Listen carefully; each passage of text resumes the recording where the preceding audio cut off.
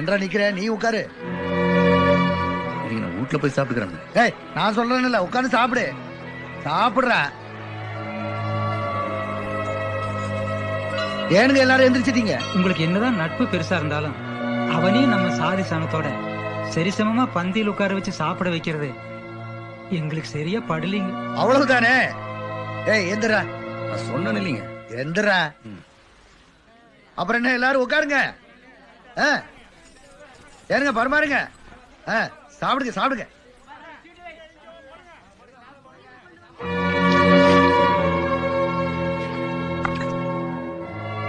பாபுத்தையா, ஐயா என்னங்க சாப்பிடாம போறீங்க? உங்களுக்கு எல்லாம் சாதி பெருசா இருக்கலாம், ஆனா எனக்கு இவன் தான் பெருசு. வாட போலாம்.